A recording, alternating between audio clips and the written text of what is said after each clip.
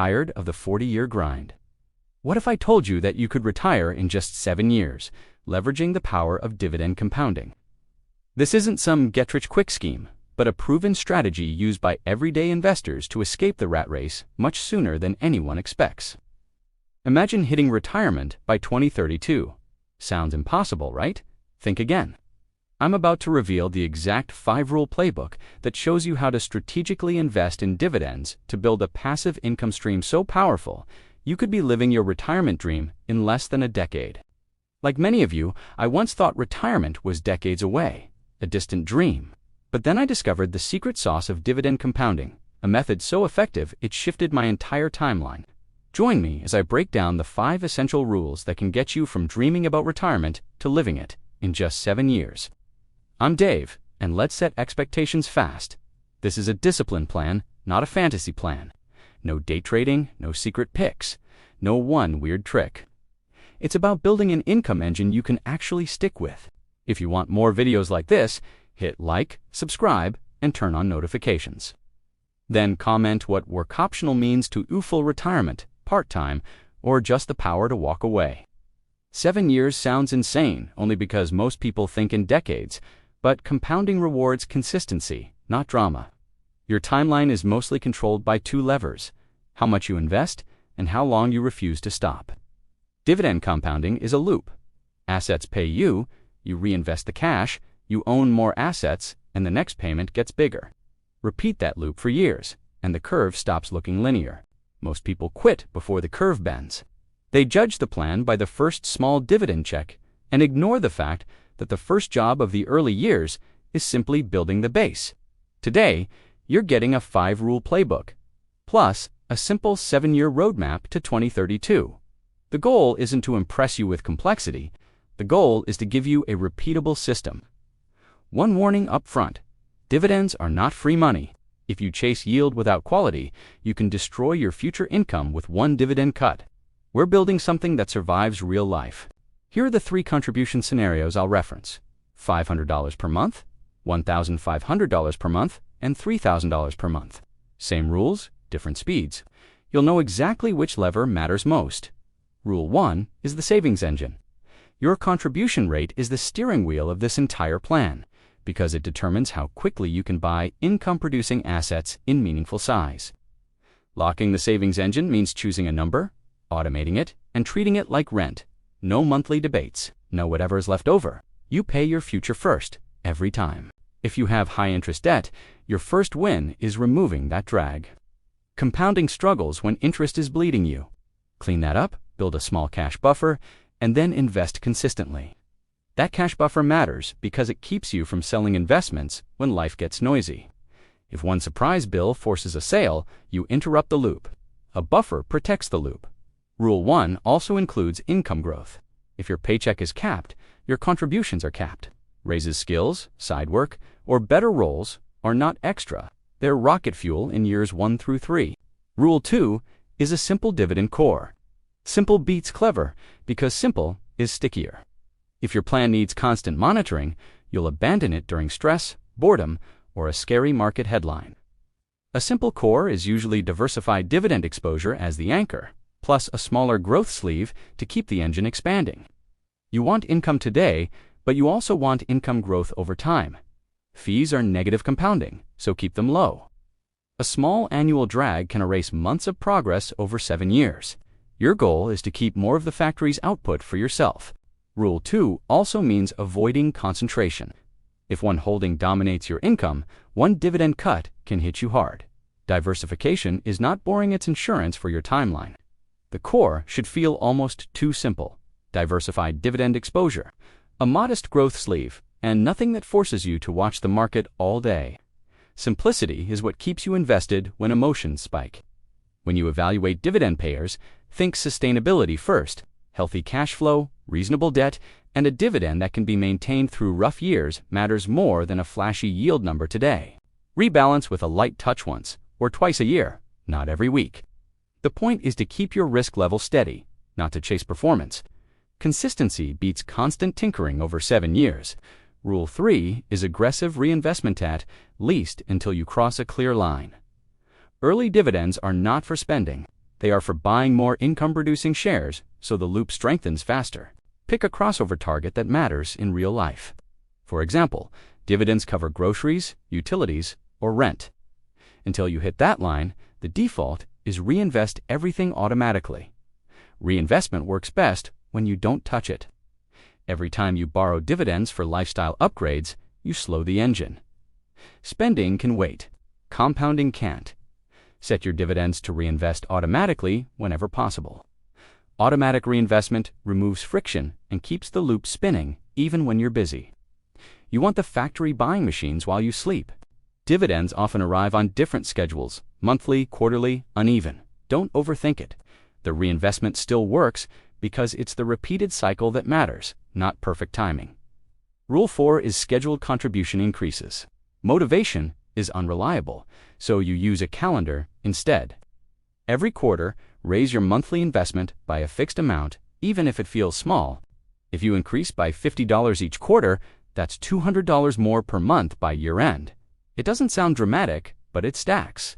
Over 7 years, it can be the difference between nice progress and life change.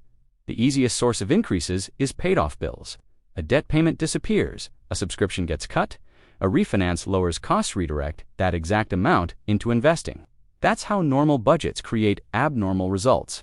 Rule 5 is protection, taxes, fees, and bad decisions. Markets will tempt you to panic sell, chase trends, or overtrade. Your job is to stay boring and keep the loop running. Protection also means thinking in total return, not just yield. Dividends matter, but growth supports future dividends. A portfolio that grows can pay you more later without raising risk the wrong way.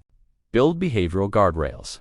Decide now what would make you sell and what wouldn't. Markets will try to negotiate with you in panic moments.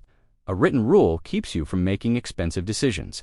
Limit your exposure to financial noise. If you check prices 10 times a day, you'll eventually act on emotion. Check your plan monthly, your allocations occasionally, and your headlines as little as possible. Now we map the rules into the 7-year timeline. Each year has one focus: strengthen the savings engine, keep the core simple, reinvest, increase contributions, and don't sabotage the plan. Year 1 is foundation. You automate contributions, build the buffer, clean up expensive debt, and buy the dividend core every month. Your win condition is consistency, not excitement. Your Year 1 setup is mostly logistics. Open the right account, turn on auto transfers, turn on reinvestment, and remove every step that requires willpower. Friction is the enemy of consistency. In the $500 scenario, Year 1 may feel slow because contributions are smaller. That's fine. Your job is to build the habit and the base. You're laying track for the train. In the $1,500 scenario, momentum shows up earlier because contributions do heavy lifting. You'll see the portfolio move, even in boring markets, because you're feeding it more fuel. In the $3,000 scenario, the early compounding feels almost unfair, but it's not luck, it's input. Bigger contributions build a bigger factory faster, and the dividends have more to work with. Year 2 is automation and leak plugging. You simplify your money system until it runs without willpower. You also attack lifestyle creep, because lifestyle creep steals years quietly. Year 2 is also a good time to build a second income stream, even a small one. Extra income early compounds hard because it increases contributions and increases the base that dividends can grow from. A powerful year to move is cutting one permanent expense and redirecting it. Permanent cuts create permanent investing power. You're not punishing yourself, you're buying time back. Somewhere in Year 2, you'll notice dividends buying real shares. It might be small, but it's tangible. That moment is important because it turns investing from theory into something you can feel. Quick check-in.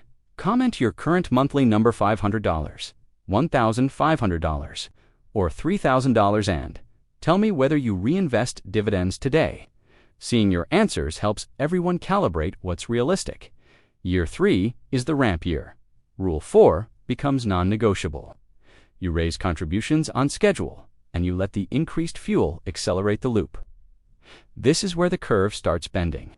In Year 3, treat every raise like a split decision, part lifestyle, part investing. If you direct half of each raise into contributions, your timeline speeds up without feeling like punishment. Year 3 is also when market volatility tests you. You may see scary drops. Your response is boring. Keep buying. Dips are discounts on factory machines, and reinvested dividends buy more shares at lower prices. If you want a simple rule for timing, invest on the same day every month. It removes the should I wait debate. You don't need perfect timing. You need relentless timing. Year 4 is focus and consolidation. You stop tinkering and keep adding. Many people get bored here and start gambling. Boredom is a bigger threat than fear because it feels harmless. In Year 4, keep your portfolio clean. If you added random experiments, simplify them. The plan works best when the core dominates and the fun money stays small enough to never threaten progress. By Year 4, the dividend line often becomes noticeable. Maybe it covers a bill or two. Do not celebrate by spending it early. Celebrate by reinvesting harder and letting the loop deepen. Year 5 is the psychological turning point. Your portfolio is large enough that small percentage changes create large dollar changes. This is when people finally believe compounding is real. In Year 5, start tracking dividend growth year over year, not month to month. The monthly line can wobble, but the annual trend reveals the compounding. Trend is what you're buying. You'll also feel the crossover feeling before the actual crossover number. Dividends start buying meaningful chunks of shares. Your factory begins contributing alongside your paycheck. This is when some people chase higher yield to speed things up. Be careful. Yield is a tool, not the goal. A dividend cut is a broken machine, and broken machines slow the entire factory. Year 6 is stability and optionality. Your contributions are higher than when you started, and your income stream is meaningful. You can start planning partial freedom without damaging the engine. In Year 6, stress test your lifestyle. Could you cover basics if income dropped for a few months? Building resilience now prevents panic later, and panic is the only thing that can derail a strong plan. Partial freedom might mean fewer overtime hours, switching careers, or negotiating flexibility. The point isn't a label called retired. The point is control, backed by assets that pay you. Year 7 is decision year. By 2032, you measure your dividend income against your real expenses and your desired lifestyle. You decide whether you're fully work optional or partially work optional. In Year 7, decide your income policy. You might reinvest a portion and spend a portion, keeping the engine alive while enjoying freedom. The goal is sustainable optionality, not a finish line. Now let's put simple numbers behind the idea without pretending certainty. At $500 per month for 7 years, you contribute $42,000.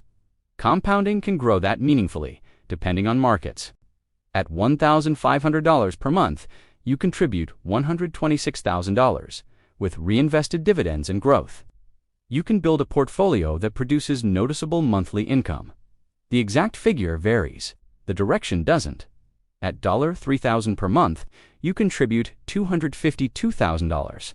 That input can build a serious engine fast, especially if you keep fees low and reinvest everything. This is why contribution rate dominates the timeline. Here's the uncomfortable truth. You cannot outyield a weak savings rate. If you invest $100 per month, no dividend trick makes you work optional by 2032. The plan begins with meaningful input. So the real secret sauce is not a stock, it's behavior. Automate contributions, increase them on schedule, reinvest dividends, and avoid self-sabotage. That system is what compresses time. What should you buy? Keep it diversified, cash flow resilient, and easy to hold. You want strong businesses or broad dividend funds that can survive recessions, not just look good during easy years. Quality matters because sustainability matters. Ask, is the dividend supported by cash flow? Is debt manageable? And does the business have pricing power? Those questions help you avoid chasing yield traps. Also, avoid constant strategy switching. 1 month dividends, next month random hype, next month this new thing. That's not investing, it's entertainment. The 7-year plan requires repeatable behavior. Track what matters, your monthly contribution and your monthly dividend income. To numbers, the contribution shows your discipline. The dividend shows your factory output. Everything else is noise. Expect down months and down years. That is not failure. That is the market charging rent for long-term returns. The payment is patience, and the receipt is a compounding curve that bends in your favor. Lifestyle creep is the silent enemy. If spending rises as fast as income, your gap never grows, and your gap is what you invest. Freedom is built from the gap, protected for long enough. Now, I'm going to give you a kickoff checklist you can start this week. Not next month, not after you learn more. This is designed to create momentum, because momentum beats motivation. After your first week, do a 30-day check. Did the automation run? Did the money transfer? Did the reinvestment settings work? And did you avoid touching it? Fix small leaks early before they become habits. Then run a 90-day sprint where your only goal is consistency. 3 months is long enough to feel the routine, but short enough to stay sharp. Momentum built here carries you for years. Step 1. Choose your contribution number and automate it today. Even if it's smaller than you want, get it moving automatically. Automatic beats perfect. Step 2. Build or top up a simple cash buffer. The buffer isn't there to earn big returns. It's there to keep you from selling your investments when life surprises you. Step 3. Choose your simple dividend core and buy the first slice. The first slice matters more than the perfect slice. You can refine later. You can't get back lost time. Step 4. Schedule your quarterly contribution increase right now. Put it on your calendar. Decide the amount. Treat it like a contract with your future, not a suggestion for when things are better. Step 5. Cut one permanent expense and redirect it. A subscription, a fee, a convenience upgrade. Redirecting one expense seems small, but it permanently raises your investing power. Step 6. Start tracking your 2 numbers contribution and dividend income once per month. Keep it simple. Watching those numbers rise helps you stay consistent when the market tries to distract you. Step 7. Commit in the comments. Write your monthly number and write 2032. Public commitment is a force multiplier because it turns a private wish into a visible plan. Now, the big question. What if the market is flat for years? Then your contributions and reinvested dividends buy more shares at reasonable prices. Flat markets can be a gift to disciplined buyers. What if dividends get cut? That's why we diversify and focus on sustainability. Some cuts happening. The plan survives because the factory is spread across many machines, and you keep adding fuel. What if you can't invest $1,500 or $3,000 per month?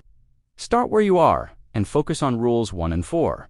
Raise income, plug leaks, and increase contributions on schedule. Your timeline adapts to make retirement feel less abstract. Tie it to expenses. If you need $3,000 per month to live, the question becomes, how large must the income engine be to cover that reliably, even in imperfect years?